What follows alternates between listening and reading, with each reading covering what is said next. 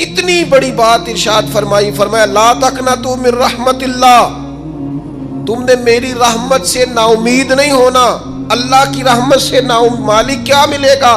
فرمایا ان اللہ یغفر الذنوب جمیعا، اللہ سارے گناہ معاف فرما دے گا۔ تو جن لوگوں کو اللہ کی رحمت پر نبی کریم علیہ السلام تشریف فرما ہے، امام غزالی نے لکھا ایک بدو آ گیا، دیہاتی سادہ آدمی، سادے بندے بھی سادے ہوتے ہیں، ان کا بھی اپنا طرز زندگی ہوتا ہے۔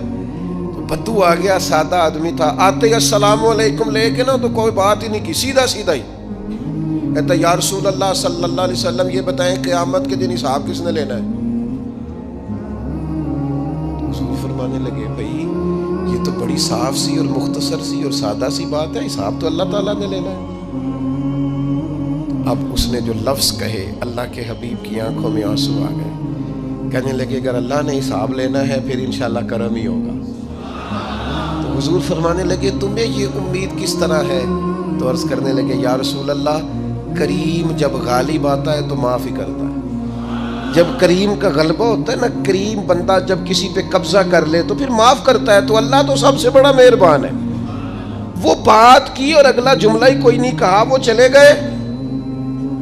تو حضور علیہ السلام نے اب اس بات پر رزلٹ دیا، فرمانے لگے کریم محبوب بندہ سادہ تھا، بات بہت بڑی کر گیا ہے، بڑی بات کر گیا، سادہ آدمی۔ میرے عزیز، اللہ کی رحمت پر جن لوگوں کو امید ہو انہیں موت سے ڈر،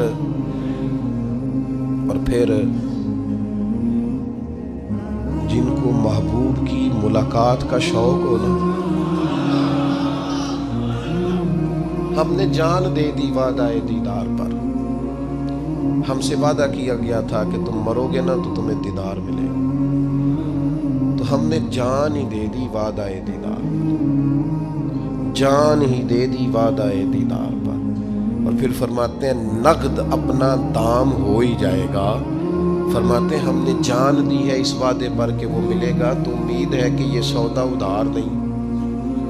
جیسے ہی قبر میں جائیں گے سامنے حضور کی زیارت نصیب ہو جائے گی۔ اس لیے لحد میں بھی عشق رخ شاہ کا داغ لے کے چلے، اندھیری رات سنی تھی سو چراغ لے کے چلے۔ یہ حدیث آپ نے بھولنی نہیں، یہ تنہائیوں میں یاد رکھنے کی روایت ہے، یہ تنہائیوں میں پڑھنے کی روایت ہے۔ یہ اپنے ذوق کو تازہ، جو لوگ کہتے ہیں نا وجد سرور کیف میں جانا چاہتا ہوں، وہ مشکات شریف کی اس حدیث کو دیکھے۔ اللہ کے حبیب علیہ السلام نے فرمایا لوگوں میں تمہیں بتاؤں قیامت کے دن اللہ تعالیٰ بندوں سے پہلا سوال کیا فرمائیں گے اور بندے اس کا جواب کیا دیں گے؟ یا رسول اللہ کرم فرمائیے، بتائیے۔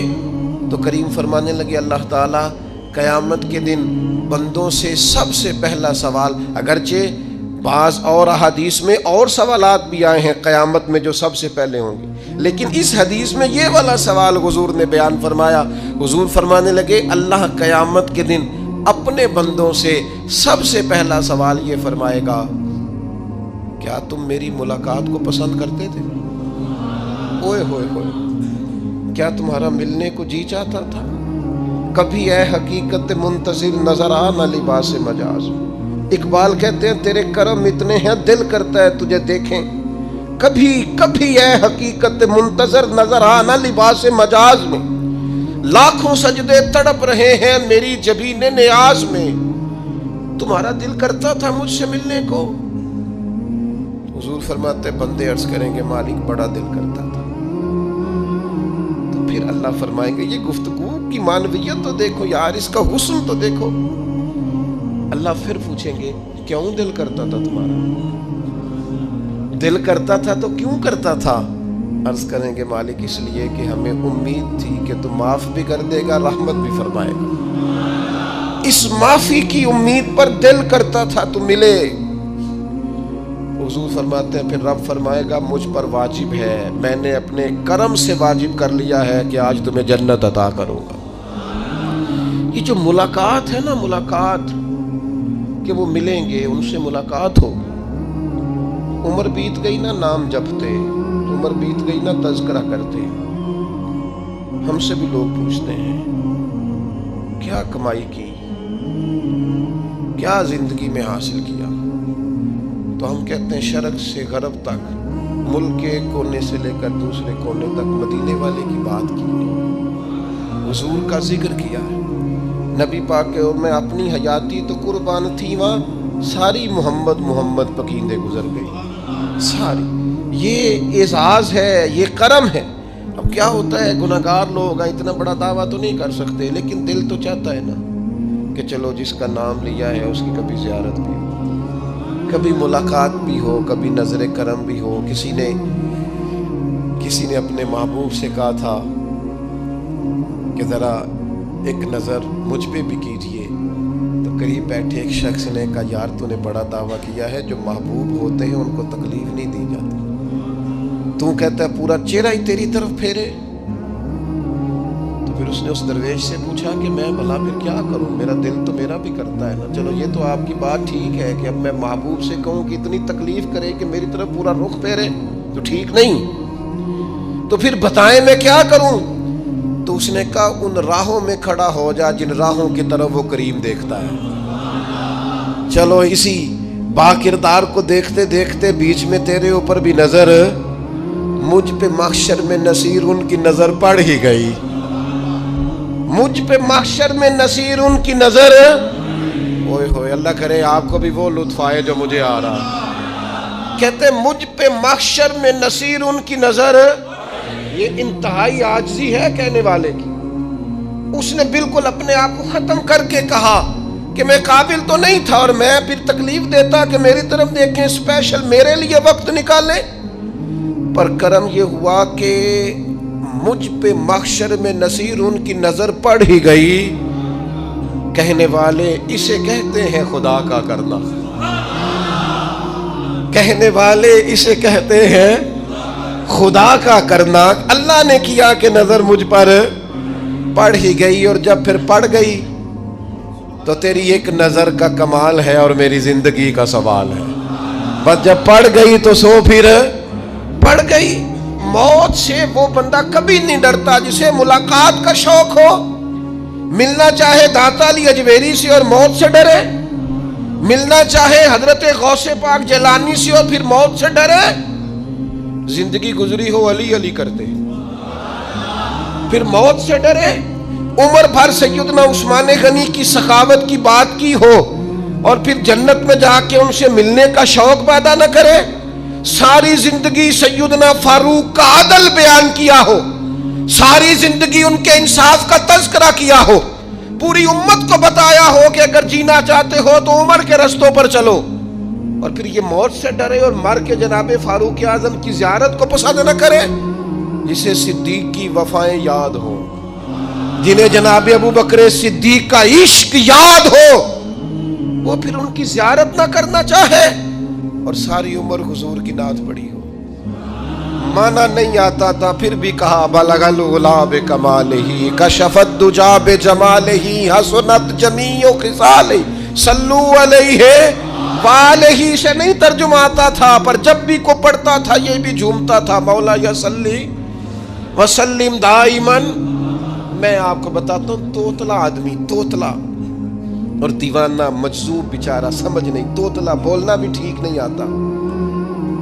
مجھے نماز کا سلام پھرا تو وہ جلدی آ گئے، وہ ایک مجذوب آدمی تھے، سادے تھے، تو سلام لی تو کہنے لگے میں گل کرنی سی، تو میں نے ان سے کہا کہ تھوڑی دیر کے بعد ملتے ہیں۔ سادہ آدمی ہے، اللہ مجھے معاف کرے، میں کوئی نقل تو نہیں ان کی اتار سکتا، اس زبان کو ہم توتلی نہیں کہتے، ہم اس زبان کو بلالی زبان کہتے ہیں۔ یہ بڑی خوبصورت زبان ہوتی ہے، یہ جو توتلے لب و لہجے ہوتے ہیں نا، وہ جب بچہ پوری طور پہ اماں نہیں کہہ سکتا، توتلا ہوتا ہے تو کوئی مزہ آتا ہے اماں کو اماں کہلوانے میں۔ جب وہ پوری طور پر باپ کو بابا نہیں کہہ سکتا اور توتلا ہوتا ہے تو کوئی مزہ آتا ہے کہنے میں۔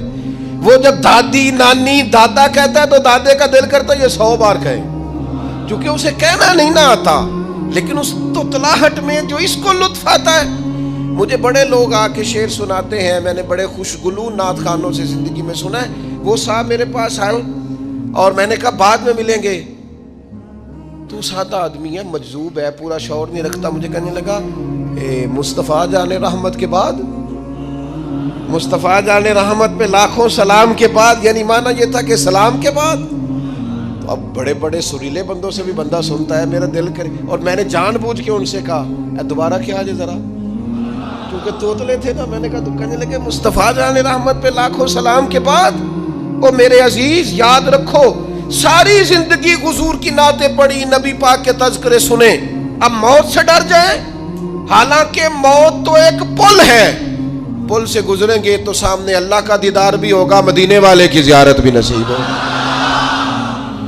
تو زیارت ہوگی اور ہر نظر کانپ اٹھے کہ محشر کے دن خوف سے ہر کلیجہ دہل جائے گا، اوڑھ کر کالا جبہ وہ آ جائیں گے اور سارے محشر کا نقشہ بدل جائے گا. یہ موت کا خوف نکالنے والی چیزیں ہیں، ڈر.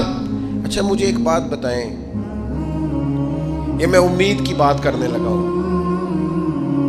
چلیں اب یہ بات تو مشکل ہے پر کرنی پڑے گی، مجبوری ہے.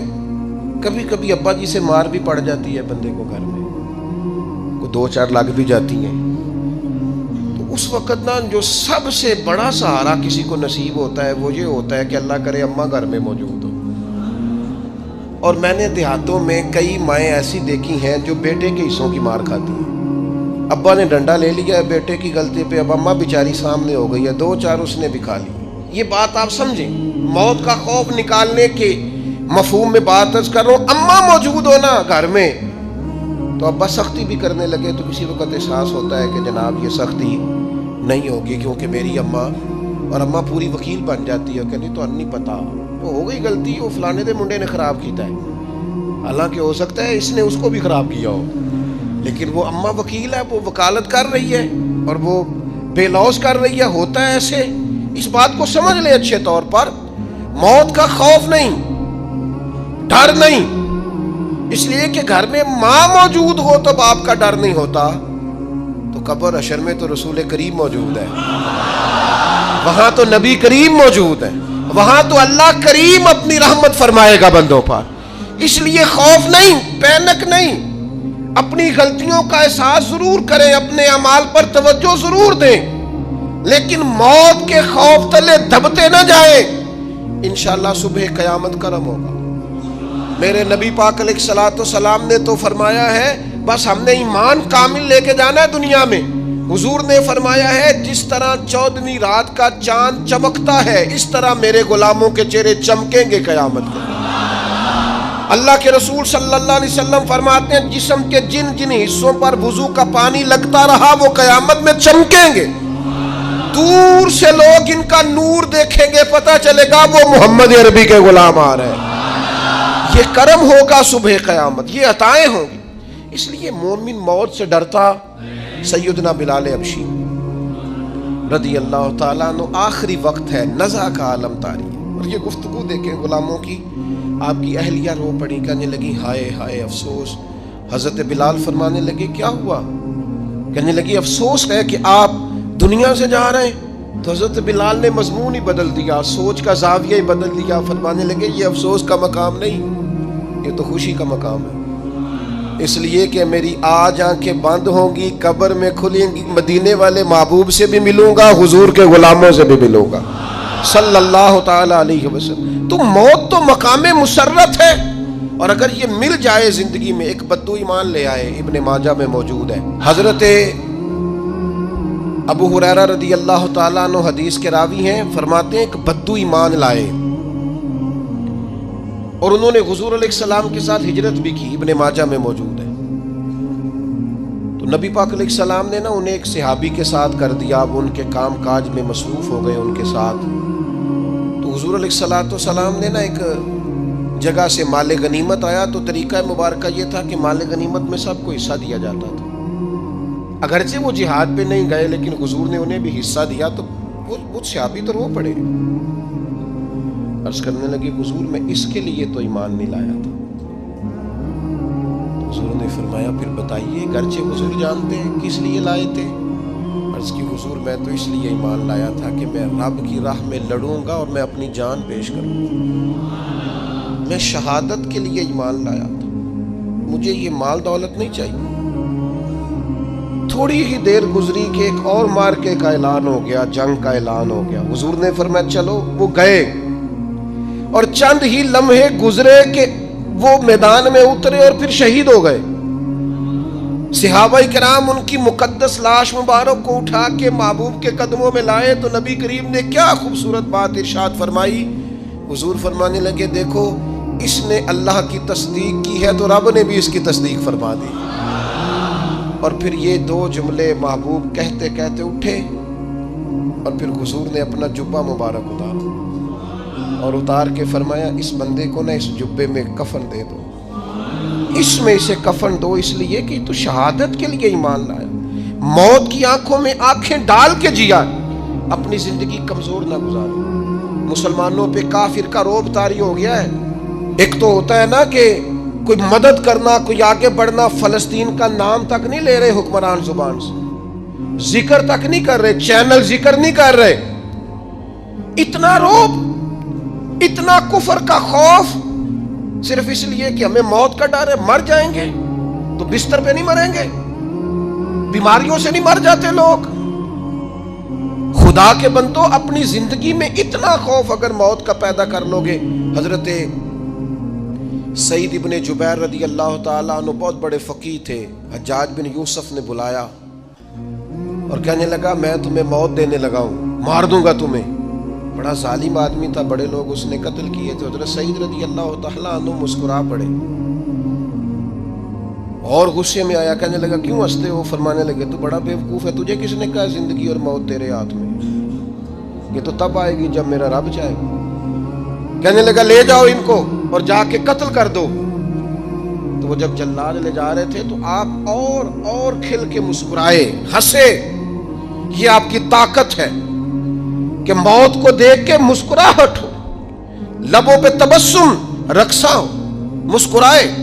جب آپ مسکرا رہے تھے تو اس کو اور غصہ آیا, واپس بلایا. کہنے لگا مسکراتے کیوں ہو؟ فرمانے لگے تیری جرت پہ مسکرا رہا ہوں اور اس بات پہ مسکرا رہا ہوں کہ رب کتنا بے نیاز ہے, تیرے جیسے لوگوں کو بھی مہلت دے رکھی ہے.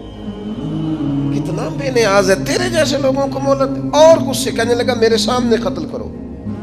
حضرت سعید ابن جبیر رضی اللہ تعالیٰ عنہ نے منہ کعبے کی طرف کر کے پڑھنا شروع کیا, انی وجہت وجہی للذی فطر السماوات والارض حنیفا وما انا من المشرکین. آپ یہ پڑھ رہے تھے تو کہنے لگا اس کا منہ کعبے سے پھیر دو. کعبے سے منہ پھیرا تو آپ فرمانے لگے تو بڑا ہی بیوقوف ہے, میرا رب کو صرف کعبے کی طرف مقید ہے, وَلِلَّهِ الْمَشْرِقُ وَالْمَغْرِبُ فَأَيْنَمَا تُوَلُّوا فَثَمَّ وَجْهُ اللَّهِ. چہرہ پھیر دیا جب اس نے تو آپ فرمانے لگے مشرق بھی اللہ کا, مغرب بھی اللہ کا. اور اللہ فرماتا ہے تم جدھر بھی منہ کرو ادھر ہی اللہ کی رحمت ہے. یہ پڑھا تو اب اس نے لٹایا, اور جب وہ آپ کو قتل کر رہا تھا تو حضرت سعید ابن جبیر کی ایک زوردار آواز گونجی. فرمایا یاد رکھنا مجھے اسی طرح قتل کرنا جس طرح تم خود قیامت میں قتل ہونا پسند کرتے ہو. میرا آخرت پر یقین کامل ہے, محشر میں عدالت لگے گی, میں تمہیں قتل کروں گا میں. حضرت سعید ابن جبیر کی وہ جرت تھی کہ دربار سارا لرز گیا حجاج کا. حضرت سعید ابن جبیر رضی اللہ تعالیٰ عنہ کہنے لگے اللہ اسے میرے بعد کسی پر مسلط نہ کرنا, میرا قتل آخری ہو, میرے بعد نہ ہو. ڈر گئے لوگ, سہم گئے. اور وہ جو جلاد آپ کو قتل کر رہا تھا اس کے بھی ہاتھ کانپ رہے تھے. اتنی جرت, موت کا ایک منٹ کے لیے خوف نہیں. حضرت سعید ابن جبیر رضی اللہ تعالیٰ عنہ شہید ہو گئے تو اتنا خون نکلا, اتنا خون نکلا, اتنا خون نکلا, خون بند ہی نہیں ہو رہا. ایک طبیب بیٹھا تھا, ہانپتے کانپتے ڈرے ہوئے سہمے ہوئے. حجاج کہنے لگا اسے اتنا خون؟ تو کہنے لگا بادشاہ میں نے سالوں مریض دیکھے ہیں, اس کو پتہ چل جائے نا مرنے والا ہوں وہ تو اتنا خوف میں آتا ہے, پہلے ہی اس کا سارا خون جم جاتا ہے اور سکڑ جاتا ہے اور اس کا خون جل جاتا ہے. یہ جو بندہ تم نے شہید کیا ہے نا اس میں ایک رتی برابر بھی موت کا خوف نہیں, موت کے خوف سے بے نیاز تھا, اتنا خون نکلا. حضرت سعید ابن جبیر شہید ہوئے اسی دن حجاج کے پیٹ میں درد شروع ہوا, صرف 15 دن. حجاج بعد میں زندہ رہا 15 دن اور ساری رات تڑپتا تھا, کہتا تھا مجھے خواب میں آ کے پیروں سے گھسیٹتے. حضرت سعید ابن جبیر چلاتا تڑپتا 15 دنوں کے اندر. طبیبوں نے کہا تیرا جو مرض ہے یہ کوئی آسمانی عذاب ہے. میرے عزیز موت سے ڈرے نہیں بلکہ جو ظالم ہو ان کو ڈرا دیں, یہ مومن کی شان ہے. اپنی زندگی کے اندر سے موت کا خوف نکال دیں، تاکہ زندگی کے جو دن ہیں وہ جیے تو جا سکیں، وہ انسان مضبوطی سے وقت سے گزار سکے۔ حضرت علی شیر خدا رضی اللہ تعالیٰ عنہ نا وہ جیکٹ نہیں پہنتے تھے جنگی، جو کمر پہ پیچھے لوگ پہنتے تھے نا، تلوار کوئی مارے تو زخم نہ ہو۔ تو کسی نے مولا علی شیر خدا رضی اللہ تعالیٰ عنہ سے فرمایا پشت پر آپ وہ جیکٹ نہیں پہنتے لوہے کی؟ آپ فرمانے لگے پشت تو دکھانی نہیں تو کہنے لگے موت سے ڈر نہیں آتا؟ فرمایا بالکل بھی نہیں، اور فرمایا مجھے بالکل ڈر نہیں آتا کہ میں موت پر آ گروں یا موت میرے اوپر جا گرے۔ ہم تو شہادت حضرت خالد بن ولید رضی اللہ تعالیٰ عنہ ایک دن نوجوانوں کو خطاب کرتے کرتے کہنے لگے موت سے کبھی نہ ڈرنا، میں نے ساری زندگی جنگوں میں گزاری ہے، میرے وجود پر ایک ذرہ بھی جسم کا حصہ ایسا نہیں جس پر زخم نہ ہو۔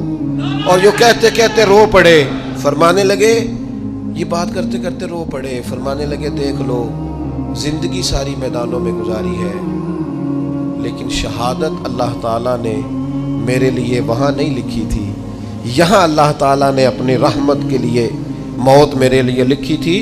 تو یہ تو اللہ کا کرم ہے۔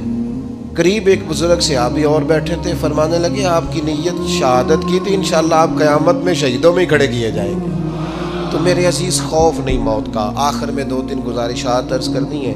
ایک تو میری آپ سے گزارش ہے، جنہوں نے ابھی تک قرآن مجید کی تلاوت شروع نہیں کی، وہ ابھی سے آج سے 10 منٹ ٹائم ہو تو مسجد میں بیٹھ کے ایک رکوع پڑھ کے جائیں، قرآن مجید نہیں چھوڑنا۔ رمضان کا تعارف یہ ہے کہ شہر رمضان الذی انزل فیہ القرآن، تو قرآن مجید سے دلچسپی۔ دوسری میری گزارش ہے راشن بانٹنے والوں سے بھی کہ مہربانی کریں لائنوں میں لگانا چھوڑ دیں، اور لینے والوں سے بھی میری عرض ہے کہ اللہ تعالیٰ سارا سال عطا کرتا ہے، 3-4 ہزار کے لیے کیوں اپنے آپ کو آپ تکلیف میں ڈالتے ہیں؟ سارا سال اللہ دیتا ہے۔ اور پھر میری آپ سے یہ بھی اپیل ہوگی کہ طبیعتوں میں حلم پیدا کریں، بردباری پیدا کریں، یہ بڑی ضروری چیز ہے۔ مثبت سوچیں لائیں، روزہ ہماری تربیت کرتا ہے۔ اور پھر آپ سے یہ بھی اپیل کروں گا رمضان شریف کی مقدس گھڑیوں میں صرف اپنے لیے نہیں سوچیں، امت کے لیے سوچیں، بالخصوص فلسطین کے مسلمانوں کے لیے کم از کم دعا مومن کا ہتھیار ہے، وہ تو جم کے کریں اللہ کے حضور۔